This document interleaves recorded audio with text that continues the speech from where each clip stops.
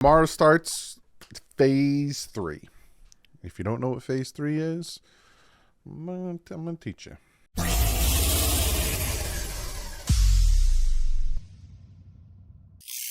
What is up, Finn fans? Hope you guys are having a fantastic Sunday.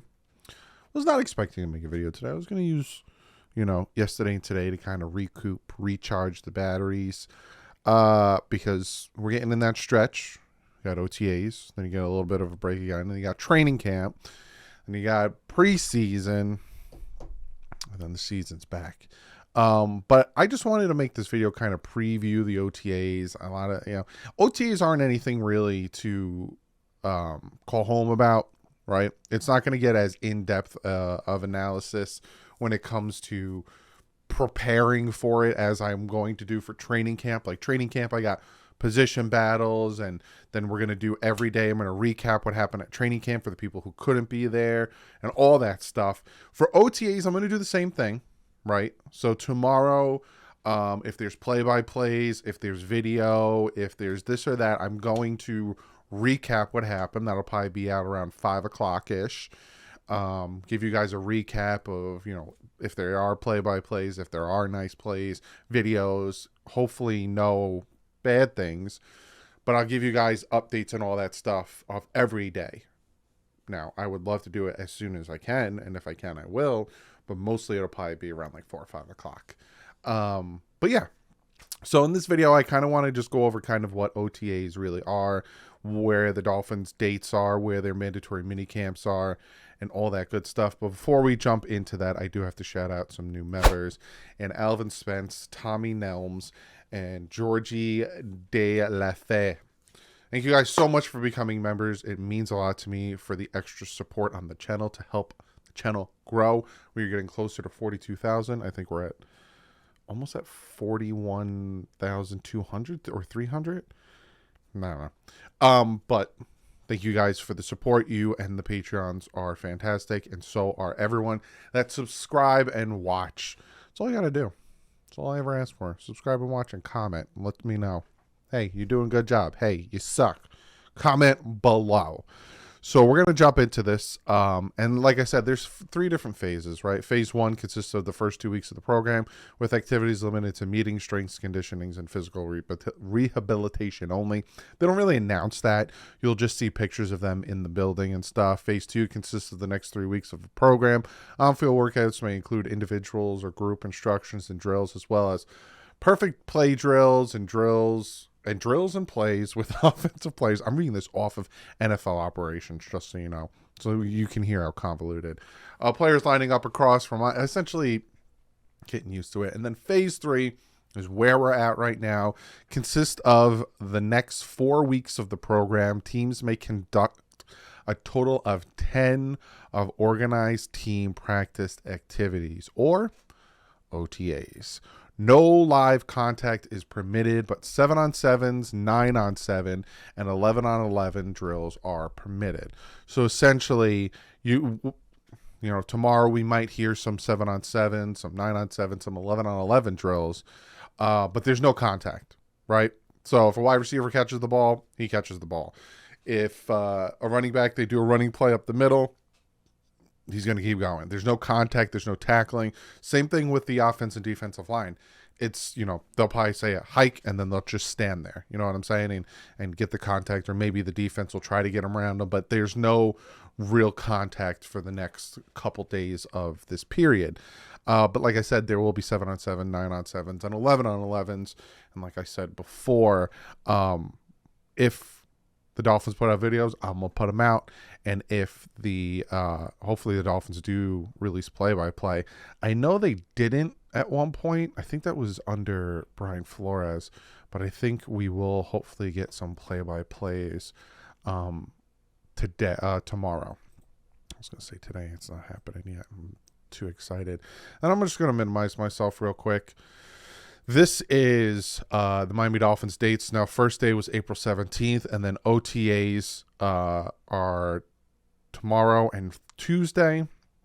Then on Thursday, then they have the weekend off, and then the 30th and the 31st, which is next Tuesday and Wednesday.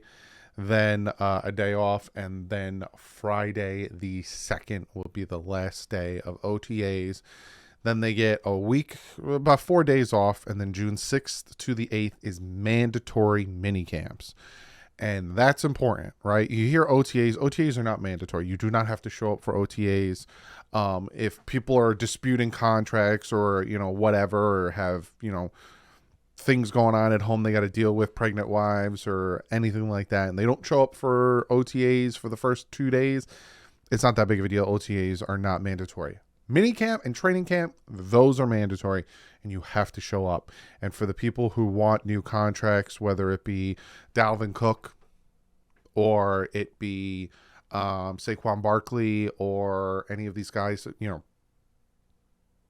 Leonard, just Leonard, the Jets defensive tackle, wants a new contract. The guy who sneezed and then blessed himself. He probably might not show up for mandatory minicamp, but I will say that. And then Dalvin Cook, right? Everyone knows how I feel about Dalvin Cook. I'd like the Dolphins to get him. Do I think they will? I don't know. It depends on the money. I've said that 400 million times.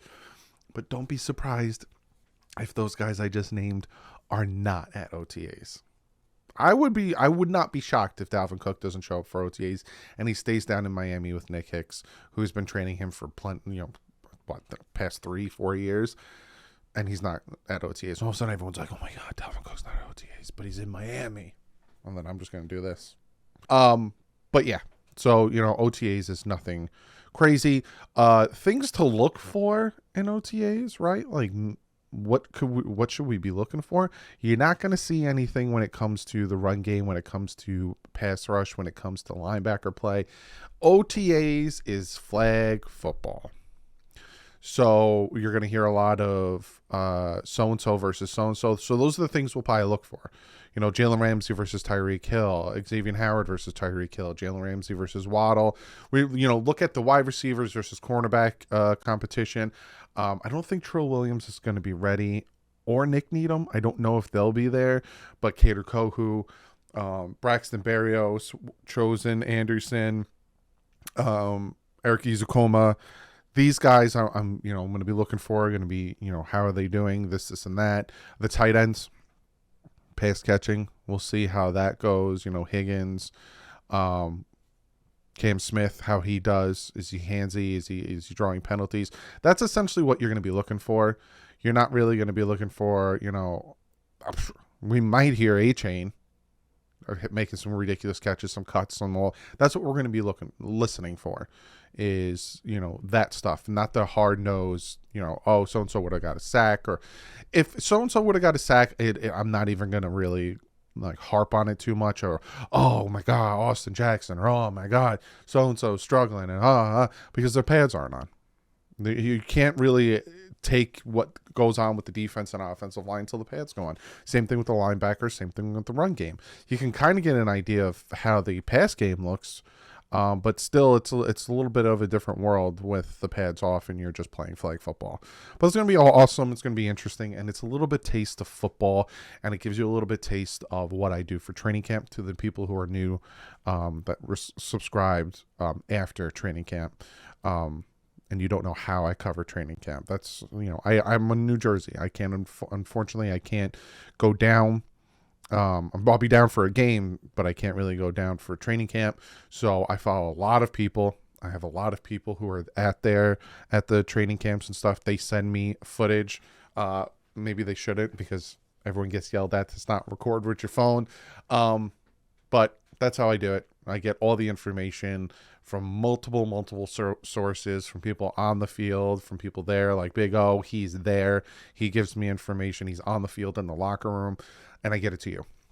So unfortunately, I can't be there, but I have a lot of connections with people who are on the field and in the locker room who can help me get you the information. So that's what I plan on doing for OTAs, and that's what I plan on doing for training camp. And then we get into the season. We're getting so close to kick off against the Atlanta Falcons. And tomorrow, I have a very big announcement about that first preseason game. Very big announcement. So I will see you guys tomorrow for day one of OTAs. It's going to be a blast. But like usual, stay classy. And fins up.